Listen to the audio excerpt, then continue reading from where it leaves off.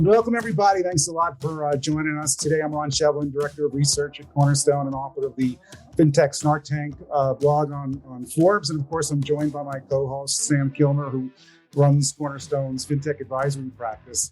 And we've got two guests today who are real veterans of the financial technology world, although you'd never know it by looking at them necessarily that they're veterans. But we've got Erica Pilon, who is the GM and head of product for the digital banking group at NCR, and Libby Sharman, the VP of marketing at Abrigo. Ladies, thanks a lot for joining us today. We're really looking forward to hearing from you guys on what's going on in financial services and fintech and banking. And if anybody who's been on, is tuned into some of our previous podcasts, know that we kind of like to get started at a high level and get a sense for what's going on out there with the both of you. And Erica, I'll ask you to start. What's working for you? What's going on out there? What's not working? How things going for you? Yeah, so I like to think about where we stand as an industry right now in terms of the state of the pandemic. And I look back on what's worked actually with the pandemic. I think that when you look at the state of businesses, the PPP loan for financial institutions, that really worked for especially community financial institutions and has turned into a bit of a boon with respect to opening new capitalize on those new relationships, particularly with small businesses. What's not working, what we're seeing also, though, is a threat coming in from neobanks and fintechs, especially going after some of the cash management and business banking business. So I think there's an opportunity there to see, how that's not working for financial institutions and how we can all help. Yeah, what I find interesting, I guess, not funny, probably not the right word about the PPP, is how everybody's taking credit for it. The fintechs love to say about, it'll talk about how many loans they've done and the dollar volume. And of course, the community banks. I was actually at a banking conference recently, and they, of course, took the opportunity to knock the credit unions who were not particularly active in it, but that's not very surprising. Any thoughts on that, Erica, in terms of the fintech volume? Oh, yeah. I mean, there are a ton of fintechs that pounced on trying to help financial institutions with connectivity to the SBA because that was a bit of a cluster. And we also saw, financial institutions who wanted to get in the game working around the clock to process these loans. And so, any financial institution I talk to, if I bring up the whole process of PPP loans, whether they're in business banking or not, they're very intimately familiar with it because most banks had their call centers working on these. Their president of the bank was helping to process these loans. It was a frantic scramble to try to make this happen. And, I think, again, the good side of it is that they were able to turn a lot of those PPP loans into deposit relationships. I've spoken with a number of banks and credit unions, Ron, who said, we require you to open a deposit account with us. We'll get this loan for you, but we want you to bring that deposit relationship into the bank as well. Yeah. Thanks for the mini heart attack, since most people use another word after cluster when they talk about that. And I was like, that mini heart attack was, where's she going with this? But that was good. Good pullback on that. Libby, same question to you. What's your perspective on what's working and not working out there? Yeah, I mean, I think as Erica said, you can't talk about commercial lending at this point without referencing it to the PPP program and the impact that it had, especially on those community-sized institutions. And we had definitely had clients who were in the trenches. They were pulling in staff from across different departments to make it work, and some of them chose to automate. But in any case, they tried to service their communities as best they could, and now they're on the forgiveness end and still working through forgiveness for that round two that really kicked off this year. So it's still an everyday part of their job for many of our banks. I think going forward, as Erica mentioned, though, a unique challenge that they have, and one that I know they're trying to be creative around, is how they take some of those initial deposits and turn them into operating accounts for these businesses. And we had a number of clients who were able to turn, let's call it retail only customers, into a business customer as a result of the or the Paycheck Protection Program. And it takes a lot of work then to get that business to invest the time and change all of their billing accounts and pay stubs, et cetera, to make that their true operating account. And I think that's the hurdle that they have to overcome at this point to really secure those relationships in the long haul. It's Yeah. really interesting. Go ahead, Erica. Well, no, I was just thinking about, I was just talking with some interesting fintechs that are helping with that, turning those pay stubs into, deposit account switch and things like that. I think that's a huge opportunity, again, with the pandemic, at looking how do we digitize a lot of the traditional in-person interactions that happened in the branch. And so things like onboarding, taking, how do you open an account from a public website, onboard that customer, even on the business banking side, and then also switch someone's direct deposit immediately. And there are a lot of companies out there right now that are investing in that type of solution. We're seeing the neobanks use those a lot, and trying to figure out how we can help traditional financial institutions to retain those deposit account relationships. Yeah. It seems like one of the things I'd love to get you guys' perspective on this, but just set aside the PPP and SBA and all that. Get all of our acronyms out of the way there and right at the beginning. Like one of the reasons why we don't script this at all. One of the reasons why in this particular episode that Ron and I have had on some folks before that know a thing or two about commercial, but it seems like there's so many conversations going on around consumers, the neobanks, and a lot. Obviously, we don't need to belabor too much about Chime and some of the other folks there. Obviously, getting a lot of traction in consumer markets, but it seems like what's interesting to me is with the fintech push into PPP, but also at the same time, Silicon Valley hitting business banking pretty hard all at once. I mean, you've kind of got Square coming at this, making some kind of startup, announcements and expanding their product line into lending beyond their, kind of their classic small business and business kind of merchant services type thing. And then you've got you had was it SoFi acquiring a commercial bank out on the West Coast? You had earlier than that, maybe even last year, was Lending Club acquiring Radius. So that sort of predates this a little bit. But I think, thinking about some of the strategic planning sessions that we facilitated, it seemed like for many commercial banks, a lot of in the mid-sized market, the fintech threat seemed very distant or consumer-y until maybe a bit more recently. Maybe it shouldn't have, but it just seems like it's, as they say, the stuff is getting real right now in terms of real competition for the business model of the community to mid-sized banking market. You guys, Erica and Libby, are you guys seeing the bankers and credit unions as well? That if, some of these larger credit unions and ambitious urban credit unions have gone pretty headstrong into not even just small business, they've gone into whole hog commercial in some cases. Are you seeing these guys take the fintech threat of the Squares of the world a little more seriously in your interactions in the market? I don't know, Erica, if you had a thought on that. Yeah, I don't think they're taking it seriously enough yet. I think there are a lot of financial institutions that see the threat around Chime for sure. They see the growth there on the consumer side, but they haven't turned to the very real threat with Square. I think Square, has a strong corner on the point of sale market for that type of a business. And if they can immediately turn that into a deposit account relationship, that's a really sticky relationship and takes it away from the commercial side of a traditional bank. On the flip side, though, I am seeing a lot more banks who are really attacking the small business market more than they had in the past, and credit unions. Credit unions at a very large clip. I'm seeing starting to invest in business banking, seeing the value, especially as we're looking at these credit unions who are buying banks who maybe are more commercially focused. They're looking at how can I offer business banking capabilities and cash management capabilities to my community in a way that I've never done before. Yeah, what do you think, Libby? What are you seeing? I agree. I think we heard from our clients routinely that either because of PPP or because they now have this client base available to them, they would like to double down on the small business lending space, but they don't have the technology, the processes in place to really make those as profitable as they would like to. And so I think that's why you see a lot of this push towards digitalization extending from the consumer patch in the institution now into SMB and eventually into the commercial space.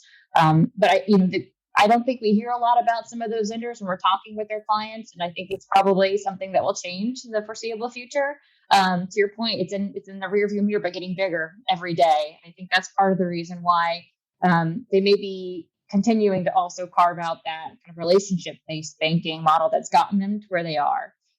We've had a number of clients who've come out, especially since the PPP program and during quarantine, when they had to cut back their hours and really take on more of a service-oriented model, especially with their commercial clients. And so by being that kind of concierge banker, they can set themselves apart from any fintechs that are competing for their business. But when you're talking about these micro loans or really small business loans, it's not really cost effective for these institutions to have a very intensive relationship orientation to win over those businesses. And so I see that being a reason why, if it's not a threat to them today, it will be in the future.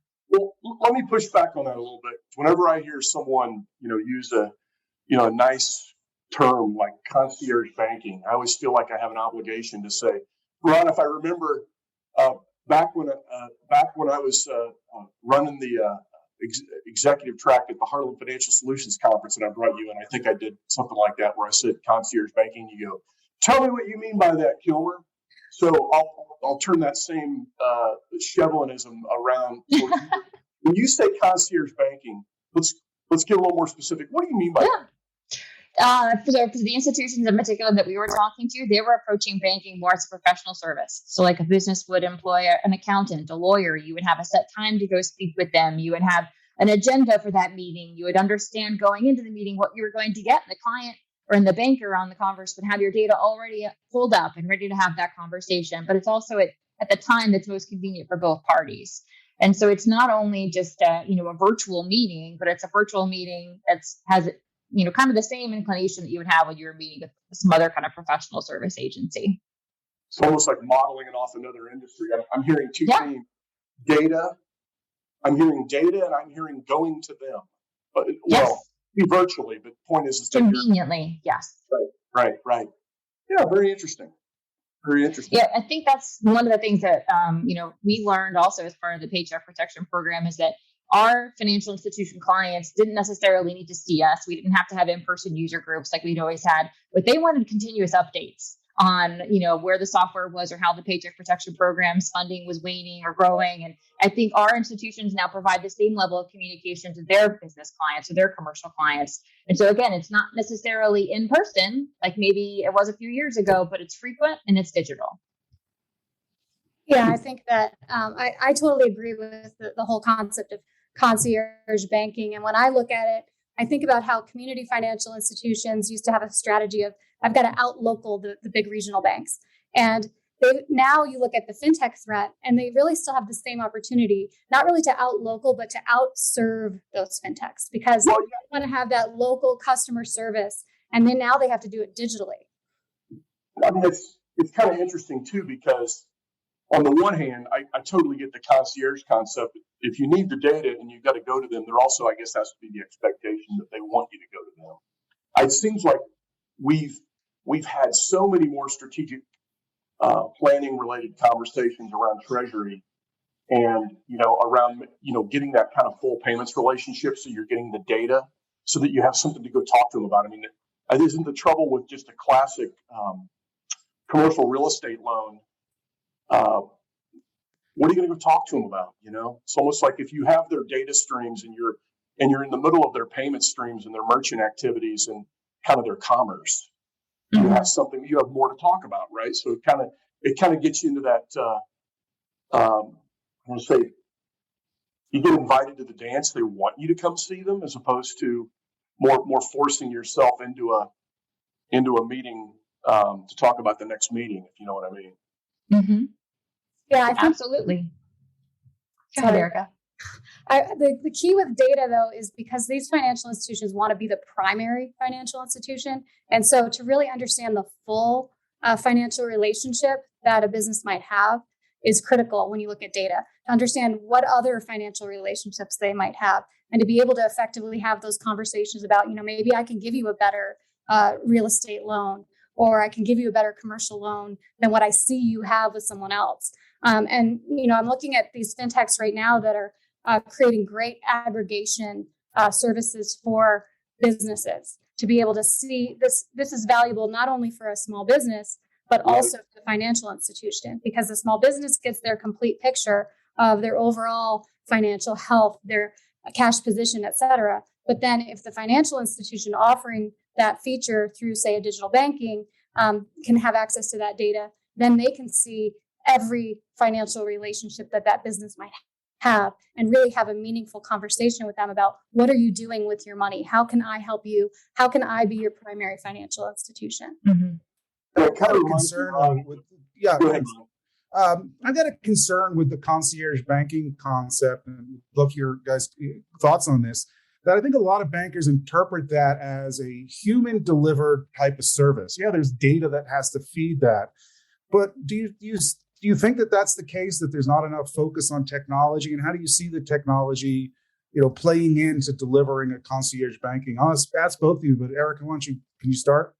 Sure. Yeah. And again, the pandemic has really fueled this, I believe, because at first, our financial institutions were rushing to get out of the branches and to start having these conversations virtually. But now, as we're seeing a staffing shortage across all facets of the economy, financial institutions are struggling with staffing their branches, staffing their customer support. And so they're looking to how do I have that concierge level service, but still do that in a way that takes the strain off my call center, my front lines, even the commercial banking relationship. And so I think there's a lot of opportunity to create a digital ecosystem of support, starting with conversational AI, going to a live chat, video chat, and then maybe, transferring to a phone call or setting up an appointment, whether that be virtually or in person. And I think that, financial institutions are looking for that complete ecosystem so that they can service their customers and members in a way that, again, is giving them that edge on a fintech who maybe doesn't have that support staff to show them that they understand them, they know who they are, but still do that in a way that relieves some of the strain from their overall resourcing challenges. Yeah, Libby, we definitely want to get your thoughts on this too. But before we do, I don't want to lose a thought that Erica had there around the concept of the ecosystem. Who are who are banks partnering with? Who should they be partnering with in this ecosystem? There are so many players in the market out there right now that are offering AI, chatbots, et cetera. I think to have a complete ecosystem, I'm a little biased. I think it starts with digital banking. We're building that ecosystem, starting, not only integrating on digital, but also into the IVR systems through our conversational AI tools. And then really, just giving that complete end-to-end experience so that the customer or user can start with a simple question that maybe a chatbot can answer, but then turn into an overall relationship conversation if necessary. Yeah. So Libby, let's get you back into this. From a concierge, where does technology play, and what should banks be doing about this from a small business and commercial perspective? Well, I think Erica was right when she was talking about the staffing shortages, and nowhere do banks feel that more acutely than in their experienced commercial lending teams. They're some of the most difficult staff members to keep and retain, given kind of the fluidity of remote work at this point. And so with concierge banking, the nice thing is the institution has the opportunity to really set them up for success, both on schedules that meet the individual banker's schedule, but then also the clients, like we talked about. And by arming them with the right tools, they're going into those meetings prepared to make, be a bit more efficient with how they're spending their time with their clients. So I see it as just the ultimate way to optimize how those commercial lenders who are, again, experienced, somewhat expensive to the bank, and how they're producing for the organization and benefiting their clients at the same time. Yeah, Erica mentioned too, the concept of chatbots, and it's been sort of a checkered history over the past couple of years around that. Do you think we're at the inflection point because of this staffing issue and the ability to really get good human talent in, that we're really going to start to see the infusion of conversational AI into small business banking? I think yes and no. I think this is how some institutions are going to continue to carve out their relationship orientation with their clients. But if a chatbot can take away some of the noise or some of the questions that can be easily answered, it allows those experienced commercial lenders to, again, focus on relationship building and building the ties with their clients that allow them to deepen into treasury or into other lines of credit over the long haul. So I think it's going to be a complement to continued focus on relationships. Yeah. Erica, your thoughts? Yeah, I totally agree. And I think that we need to see the maturity of the data out of a chatbot to really be able to be effective. I think that we're seeing a lot of advances with the AI technology, where if you have proper integration with the full ecosystem, to understand the data, not just the data around maybe from the core, but also, the complete picture of what that user is doing. Then you can give a more meaningful response and take that strain off of the people, like you said, Libby, that really need to focus on that relationship and remove all of that noise of things that a chatbot could answer. But they have to prove to be effective first. Well, it's interesting because I think one of the challenges that we're seeing out there is that the processes that, whether it's bankers or fintechs or everybody else, have equated with sales, and the processes that they've equated with service, they're just kind of all, they're all mixed up into the same jumble. In some cases, it's the same call center. Might be different reps, might be different, certification levels or whatever in terms of the call center. Then, of course, you've got the chatbots going on. Do you guys think that the early use cases and that the best kind of like or the highest impact on this is in more of the sales and marketing use cases, or do you think it's more on password resets and transactional support once they're already a client? Like sort of think of it almost like, I don't know if you would call it pre-authentication, but just think of it as pre-client versus post-client or onboarding and then after. What do you guys think on that? Yeah, I'm seeing a lot of clients that are using AI pre-authentication to do just that, the marketing. But I really do believe that effective marketing is, based on data and knowing who that customer is. And so in order for, again, that to be really effective, they need to understand what they're doing today and have that integrated into their holistic relationship picture. Wait, when you say what they're doing, what do you mean? What kind of data are we talking about here? I'm talking about not just their core data with the financial institution that they have a relationship with, but information about other financial relationships that they might have. Got it. So now you're mining credit bureau data or things that they've told you, or Correct. Things that you've learned from a mortgage app or other things that they may have either disclosed to you or you've gotten from third parties. Right. Yeah, because sales and marketing isn't effective if you're selling them something they already have or they don't need, right? And so if you understand who they are, what they have, what they might need, then you're able to more effectively complete that marketing sales transaction. Mm-hmm. Yeah, I'd argue though, and not argue against you, but I would just make the point. I think it goes a lot deeper. When I look at like what a Square or a Shopify do, they have this broad view of the small business, not just not just a transaction and not just a financial, but they're into doing payroll, they're into doing the accounting, they can see where the money's coming and going, and they're able to be more proactive about offering a loan versus waiting for the request or the application. And so what I wanted to go back to, Erica, was your comment almost at the top of the show about many banks not taking the fintech threat seriously enough. To me, it's not just about disintermediating the lending relationship. It's, if you're a merchant doing business with Square and they say, hey, we can get you the money immediately if you open up a business banking account with us, it's pretty compelling. And then they've got this relationship that they see all the money coming and going and, can make lending offers off of that. Is that, do the banks need to fight back on this, or can they really just rely on focusing on the lending relationships?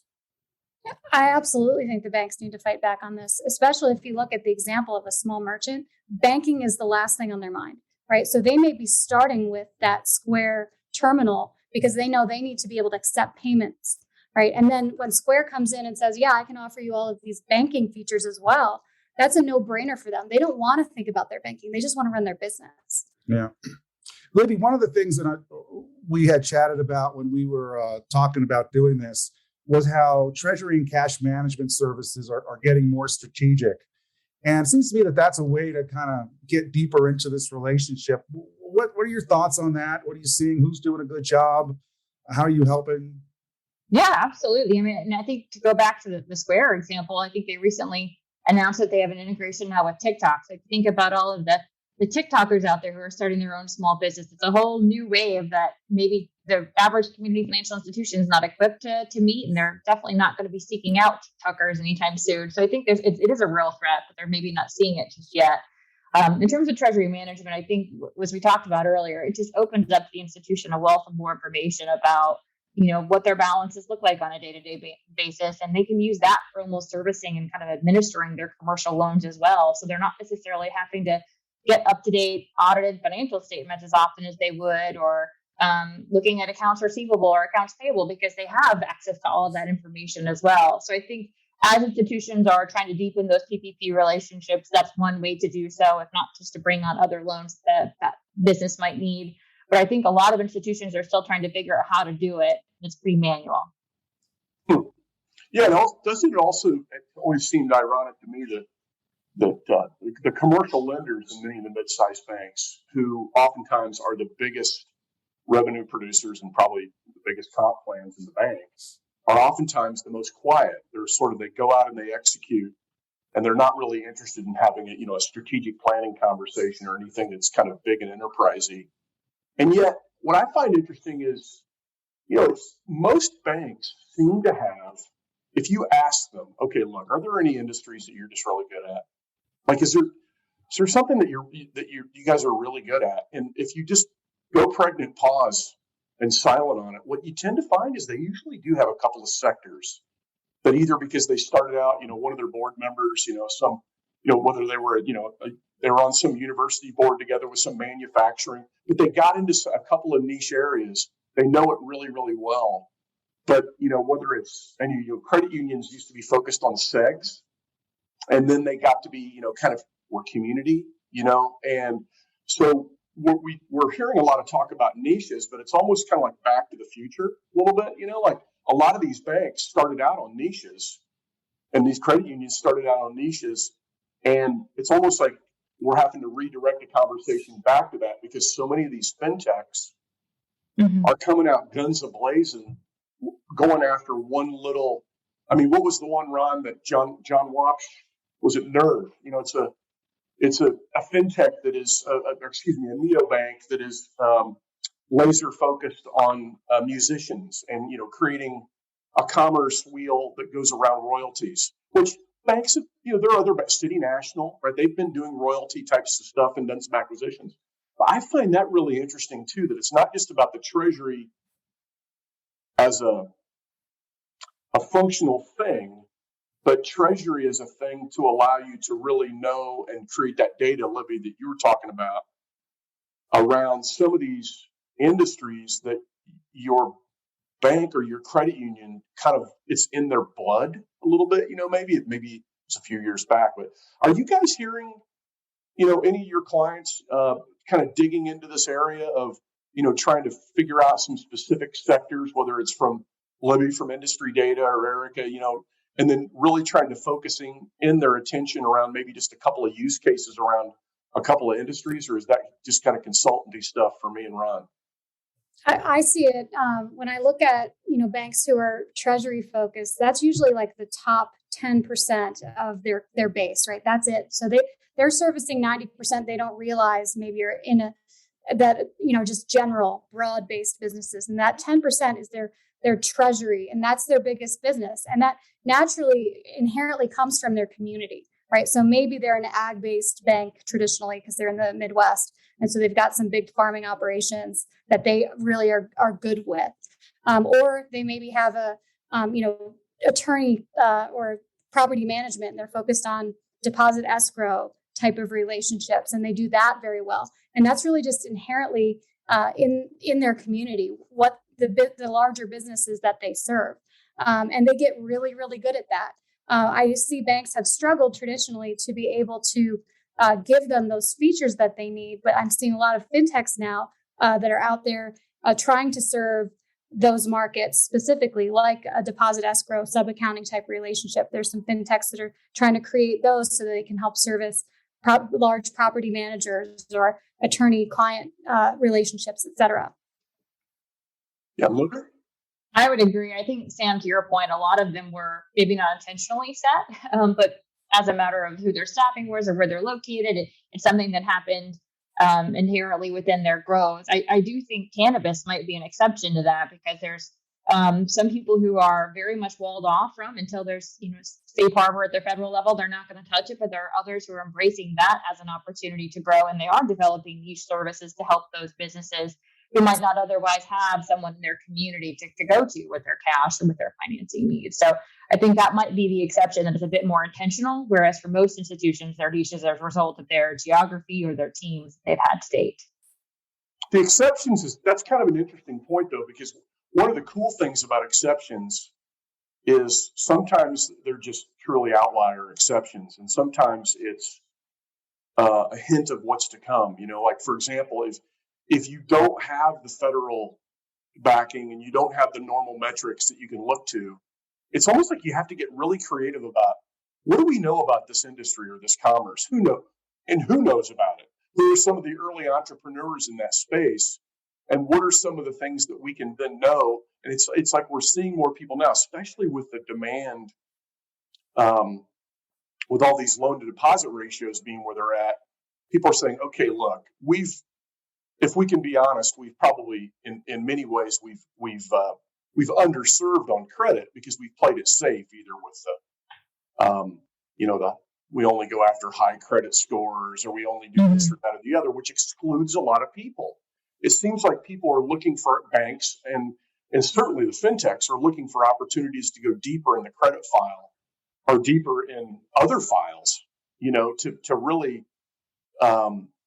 get some more business. I mean, it's legit business. It's just they have to figure out new ways of doing it and finding data. It seems like, Erica and Libby, the systems that you guys are around, whether it's digital banking, Erica, with what you guys are doing with digital, or even in the origination systems, like Terrafina or whatever. It just seems like, and same thing with, Abrigo, you guys are sitting on all that fraud stuff and BSA in addition to origination. It just seems like that's where the good stuff's at. It's not the core, is it? Yeah. Or is it? I've seen some really creative solutions around like cannabis banking. I'm working with a client who is trying to offer the ability to accept payments at dispensaries, and they're using Terrafina to open an account that's not a deposit account, because it can't be, and turning it into basically a prepaid card for a user in the store. They don't have to have a relationship with that bank.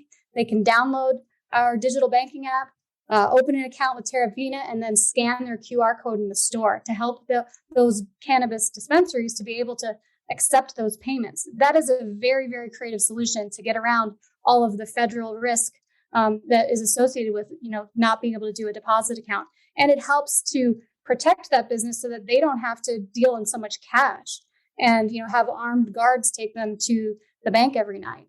So, I think there's a lot of really interesting, creative use cases I'm seeing in those areas. Mm-hmm. Libby? Yeah, I think to your point earlier about the ecosystem, it just offers up a lot of information that if banks have their fingers on it, they can use that for ready decision making and or targeting on the marketing side, like we were talking about. You mentioned the loan to assets ratio. Everybody needs quality loans. Maybe they don't need the best quality loans, but they need to grow so that they can make some of their ratios a little bit more acceptable to their board. And so I think by using some of these other types of data, whether it's CRB watch lists like we were talking about on the fraud side, or other payment lists, it'll help them target those businesses a little bit more acutely. Yeah. And, it wouldn't be a fintech podcast if we didn't have a question about crypto. And we have a question about crypto. Is cryptocurrency custodial relationship similar to cannabis-like as a niche? You guys have any thoughts on whether cryptocurrency custodial is a niche that some banks, or what types of banks would be, do you think, or fintech should pursue that as a niche? Any thoughts there, guys? Yeah, I don't think it's a niche. I think we all need to be prepared to deal with crypto. But I don't see banks taking on the custodial relationship. That's not something that they want to do. They have to get certified in every state to be able to offer that.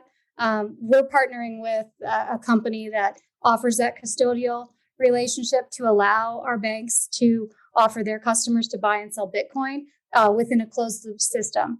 So I think that's the easiest way for banks to get into crypto, is to offer more like an investment. I'm buying crypto and watching that value go up or down as a user. I'm not having to offer that whole wallet integration and the custodial relationship. I think that's better served in the fintech space with businesses that are, focusing on creating that relationship across every 50 state to be able to offer that custodial. But Erica, the bankers, and I just hear this over and over again, bring up the argument of the volatility as the reasons why they shouldn't offer it. My argument to them has always been, hey, there are stocks that have dropped by 90%. You didn't stop your customers from buying them. And you certainly didn't stop your customers from using your debit card to purchase alcohol and cigarettes. But how do you counter that argument about the volatility? I had a question about this yesterday. It was so interesting. Someone said, we're going to offer the ability to buy Bitcoin. And someone said to me, well, what if Bitcoin tanks? And, what are you going to do? And the answer was, that's like saying, what if Apple stock tanks? Then you own nothing. That's the risk you take with an investment. It's the same thing with purchasing cryptocurrency. And the ability for banks to be able to actually get into that space and to control the funds in a closed loop environment, I think is huge, because otherwise their customers are going to go off and buy cryptocurrency through a wallet, through a third party. If they can have a stake in that game with the transfer of their accounts, money from their accounts to purchase that Bitcoin and only go back into their accounts, that keeps a really sticky relationship with their customers and offers the ability for banks and credit unions to get into a space that is very forward thinking, very cutting edge, and not something that has been a traditional offering for community financial institutions. Libby, what are you telling banks? Oh, sorry, Sam. I was just going to say, Libby, you have any thoughts on this? I mean, the majority of our customers are trying to not touch it. To Erica's point, that's not going to be a long-term solution, but I think to their mind, it's still a very risky business. And it makes me think about even the taxi medallion industry that, tanked how many credit unions and institutions up in the Northeast. And I think they're just being cautious with it. As long as they can, they're going to continue to withhold any relationships with cryptocurrencies. Mm-hmm. So one more thing, Sam, before we leave the cryptocurrency topic, Bhushan asks, why would a consumer go to a bank to buy crypto when you can buy them from Robinhood? And I just sent a link to Bhushan and everybody about an article I had published a couple months ago in a recent consumer study that we conducted. We asked people, first we asked, do you have crypto? Are you holding any form of crypto? And about 15% of Americans said that they do. Obviously, the majority of them are getting them from the crypto exchanges like Coinbase and so forth. But asked them, and then said, how interested are you in getting crypto? So there's a growing percentage, and this was actually done before the run-up in the price of Bitcoin earlier in the year. But we asked, how interested would you be in getting crypto from your bank? And there's huge interest in getting crypto from the bank because they want a trusted source in getting it. And I don't care what these statistics say about fintechs being more trusted than banks. It's nonsense. Banks are definitely more trusted. And they want to be able to see their money in a single place and move it freely. You put your money in Coinbase, there's huge fees. I actually published another article a couple of weeks ago about how you'd be crazy to use Coinbase to pay for things because of all the fees. So to Bhushan and everybody else asking that question, there's huge interest in among consumers to get crypto from their banks. Yeah, and I'll add, Bhushan, that you think about who the traditional Bitcoin or crypto players have been. I think about my nephew, who's a gamer with his hoodie, in tech, and wanting to buy crypto early on. But then when I think about offering crypto via a bank, that's my mom. My mom who said to me the other day, are you doing anything with cryptocurrency today, Erica? Yes. In fact, if I offered it through your bank, I'm sure you might actually be willing to invest in it, dabble in it a little bit. In fact, I call myself a crypto mom. When we look at the different demographics of people who use crypto, I actually have a crypto balance as well, and I'm not your traditional demographic for that. If you open that up to a trusted source, that's really, I think, going to have a huge impact on the total addressable market there. Love it. So you're crypto mom and I'm vinyl dad, apparently. well, this is fascinating too, because I think one of the other things that Bouchard was asking here too is why would we do that with a bank when we can do it with Robinhood? I'm like, well, I think to Robinhood's credit, I think Ron and I would both point to some of the things that they've done that have not been so great, but to their credit, they're pretty early at this. And when my son's checking his, when he's checking his Dogecoin position, and he's 19. Hey, Robinhood's got a leg up in this, right? In terms of, it's not just that they have the functionality; they have a really, really interesting, sizzling UI. People love it. So, it's a real threat, don't you think? To the point we were raising earlier about Square on the commercial side, Robinhood would easily be one of the ones where if you're a wealth management bank and you don't have something to say to a customer about when and where they should or shouldn't use Robinhood versus your own assets at the bank, it seems like that's a problem. Don't you think that's a problem for the bank if too many of their customers are interacting with Robinhood and the bank isn't coming up with at least some kind of an answer to that in their own world? Yeah, let's keep the funds at the bank, right? So if you start at the bank to purchase the crypto, and then you can only sell the crypto balance back into your bank account, that keeps those funds there. That's the answer. Well, Ron, I'm seeing research. I think we've got 3 research reports in the thread now, which is great. What do you think about this?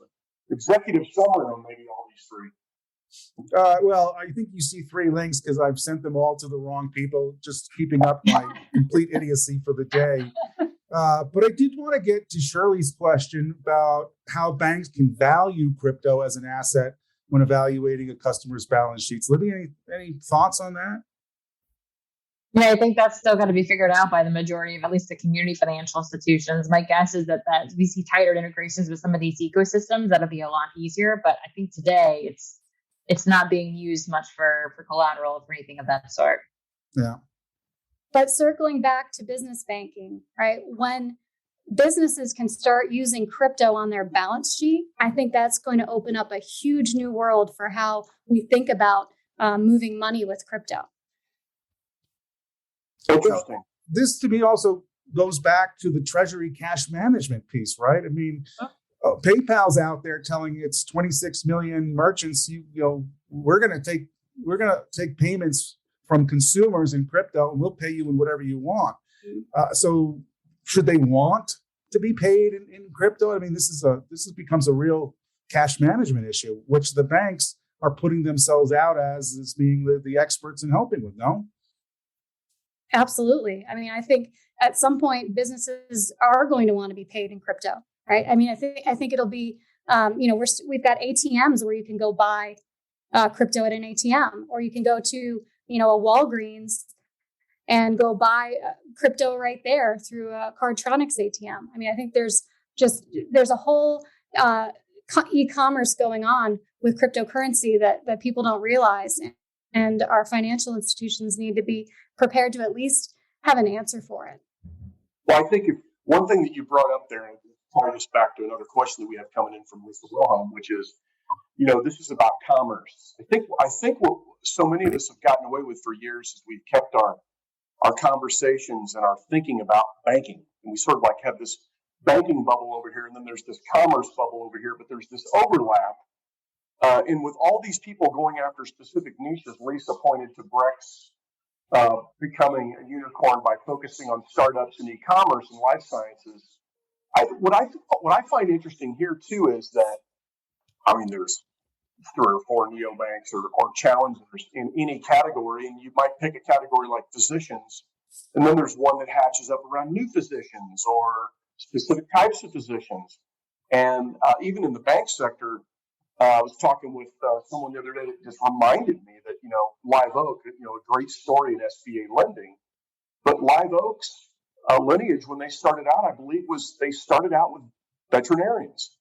They landed and expanded, right? So they got very good at that, and then they moved to dentists, then they moved to others, and then they got into SBA. I guess the point is that you don't necessarily always have to be in that one niche, but you can kind of land and expand. I guess, do we see more of that trend happening? Do we think more of our banks that we all work with Libby and Erica, do we see more of them trying to refocus on some niches? And do we think that there will continue to be a proliferation of these kind of startup, like we mentioned, the one Nerve that's focused on musicians? I mean, next week it'll be, Libby, your point, it'll be taxi cab drivers, but not medallion loans. It'll be, just the next niche, then the next niche. Do you think that that's going to continue to kind of hockey stick, or do you think it'll settle down a little bit and the general purpose bank will, the general purpose bank of the 90s and the 2000s will come back into vogue?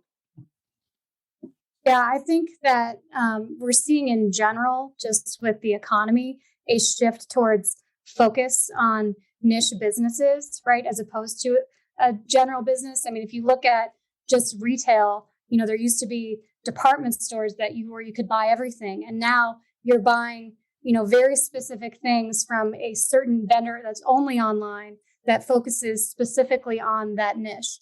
And banking has an opportunity to do the same thing. Nerve is a great example of that. I'm seeing fintechs that are actually being created that are taking away from that general banking space, specifically on the treasury management side. So capabilities that, I've been doing business banking for a long time. I would build out these very complicated business banking treasury services for customers who it would be like the 1% of our market.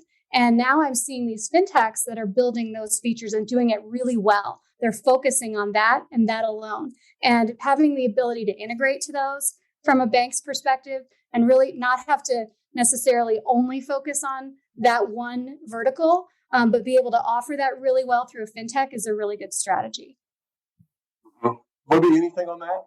I think it's an opportunity for them to grow, especially if they already have a foothold in one of those niche groups or one of those affinity groups, to go deeper and expand beyond maybe their existing footprint today. But I still think for a lot of community institutions, their affinity group principle is going to be their neighborhood and their community. And that's kind of what their charters are set out to be. So I think until they figure out which lane they want to be in, they're going to try to straddle potentially both to see how they can continue to grow. Mm-hmm. Mm-hmm. And I'm seeing another question coming from Lisa.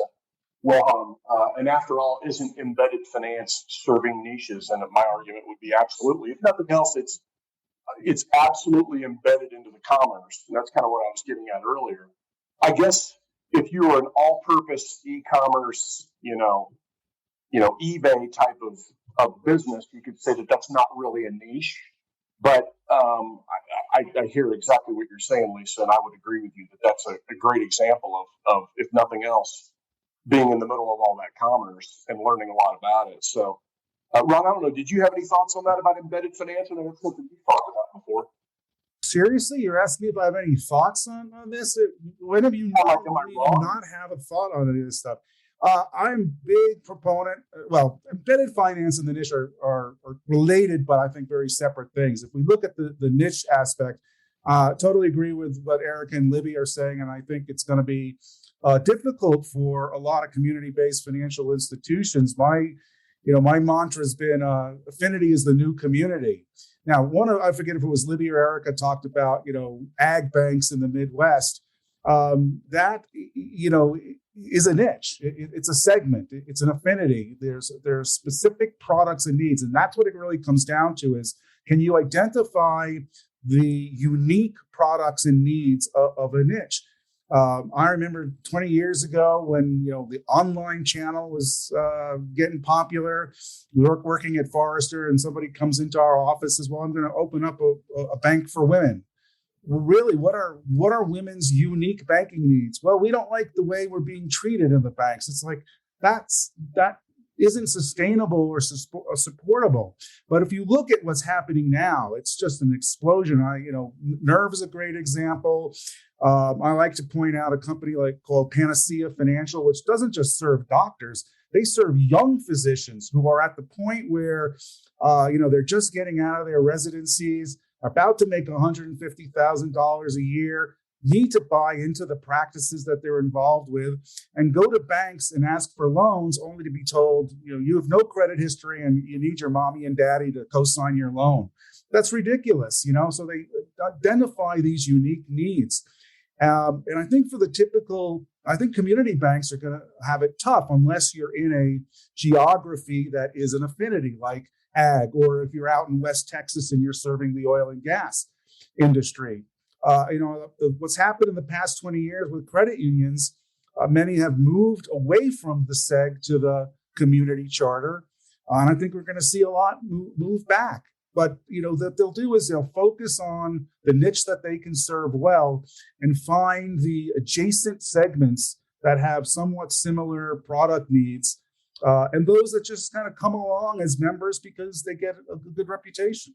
Well, Ron, don't you think too that, and I know Libby and Erica, if you guys are seeing this in your client bases, but this isn't just an organic growth strategy question, but this gets into mergers and acquisitions too. I mean, Ron, to your point about the medical industry, we saw Fifth Third's acquisition of Provide, which was a fintech specific. So they're specifically trying to do one-upsmanship on maybe KeyBank or PNC's medical work that they're doing in some of the same markets. I thought that was kind of interesting. Horicon Bank, which is a community bank in Wisconsin, buying a fintech company in Atlanta. So we're starting to see even some of these community banks, Libby, to your point around the geographic community, where a bank in Wisconsin acquiring a tech shop based in Atlanta, in your market, Erica, where NCR's HQ'd. I just think that's really that's intriguing. It may not, those again may be exceptions, but Ron, back to your point about affinity being the new community, I think the other thing that we're seeing some banks wrestle with is, affinity can cut both ways. There's the term affinity bias, which was talked about the recent AFT meeting, which is just let's be sure that we're not, what was he say? One person's specialty is another person's concentration risk. So it's the good and the bad of affinity, and is affinity get us away from some kind of a diversity? I just think it's going to be something that it may be one of the few times that risk managers and strategic planning are really welded together, because if banks don't get a keen sense of their risk appetite on this, which they should have anyway, but if they don't have that, I don't understand how they get to some of those sacrifices that have to be made in the planning process or in a merger type deal like Provide for Fifth Third. So I don't know if you guys are seeing that, Libby and Erica, with some of the conversations that you guys have around what types of loans do people want to originate, or what types of segments do they want to go after? Yeah, one interesting merger that just was in the news in the last week was Valley Bank and Bank Leumi, and I think they service very different niche markets. And so seeing how that is going to play out with, how are they going to, be able to, on the Valley Bank side, handle those very high net worth international customers that Bank Leumi serves. And, are they going to be able to do that very well? Will be interesting to see how that works. Anytime there's a merger or acquisition where you're looking at, taking over a niche that, maybe you didn't serve well before, I think there's a lot of risk inherently in how am I going to continue that and give that same customer service. I think M&A in the past had always been focused around some of the geographic footprints that institutions wanted to expand. If they saw a like market that they thought they could do well in, but there's an institution that's serving it today, then that was a prime acquisition target. I think that'll continue, but I also think, Sam, to your point, it's also about their origination strategy, and the types of loans that they're going to be making aren't the same today as it was pre-pandemic or pre-quarantine. And some of that's going to be around risk diversification, in addition to kind of aligning with some of the affinity groups that institution maybe already has a foothold in. Great. Hey, guys, let's just looking at the clock, and we are just about at the top of the hour. And so I want to make sure we give everybody time to get to their next meetings, which probably just means clicking on another Zoom link, of course, which shouldn't be too difficult to do. But hey, maybe somebody needs to go get lunch or something before that meeting. So Erica Pilon from NCR, Libby Sharman from Abrigo, thank you very much on behalf of Sam and the rest of Cornerstone. Thanks a lot for joining us. Great discussion. Great job, guys. And everybody who joined us today, thanks for doing that. And we hope to see you at the next episode of the FinTech Hustle. Are we going to do the hustle now? Okay. Somebody kill this podcast now, please. Thanks, guys.